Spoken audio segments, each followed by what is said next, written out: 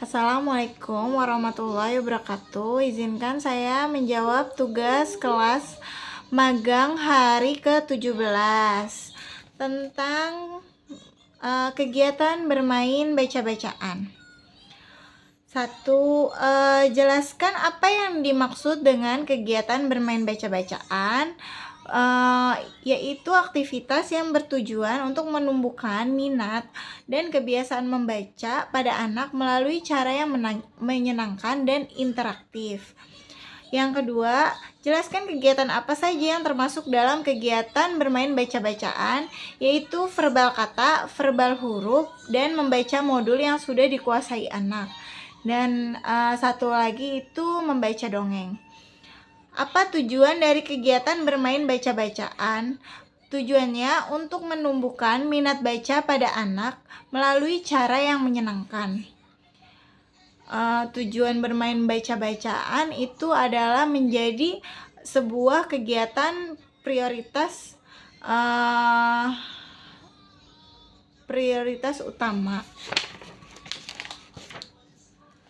Lalu, kapan kegiatan bermain baca-bacaan dilakukan oleh motivator?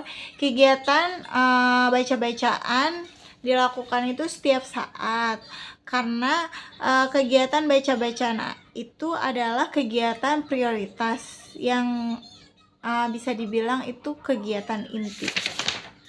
Mengapa kegiatan bermain baca-bacaan menjadi kegiatan prioritas utama yang harus dilakukan oleh motivator agar anak menjadi terampil membaca dengan baik dan benar, dan anak menjadi senang membaca?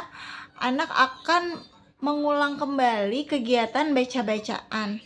Apa yang harus dievaluasi oleh motivator ketika anak bermain baca-bacaan? Pastikan anaknya antusias dan bersemangat dalam kegiatan baca-bacaan, dan pastikan anak sudah terampil melakukan verbal dikte dan verbal kata.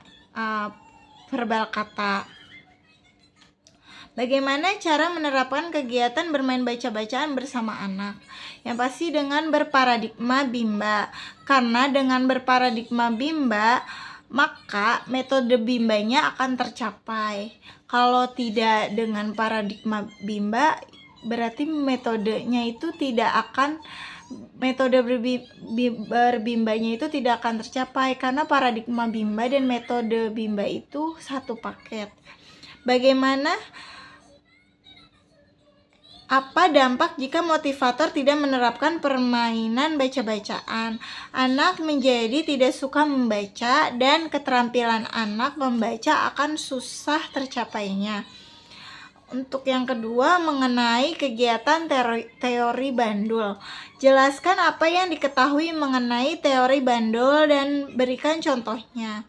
Kemampuan yang harus dimiliki. Teori bandul itu misalkan kita melakukan baca-bacaan dan kita memberikan kegiatan selingan, seperti itu kayak kegiatan efektif atau kognitif. Misalkan dia lagi baca-bacaan, lalu kita selingi dengan mewarnai atau bernyanyi atau membaca dongeng, seperti itu.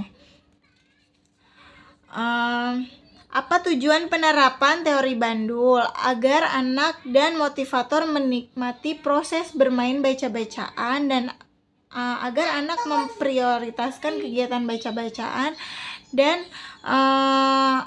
anak itu tidak menjadi bosan, seperti itu.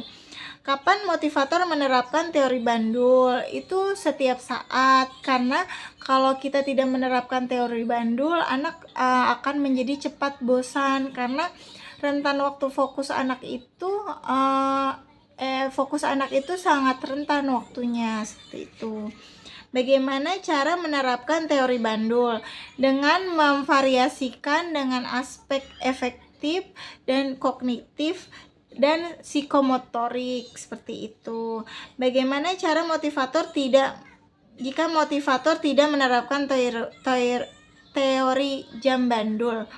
Anak akan menjadi cepat bosan pastinya, dan anak akan jenuh dengan materi yang telah kita kasih. Apa dampak jika motivator tidak menerapkan teori Bandul?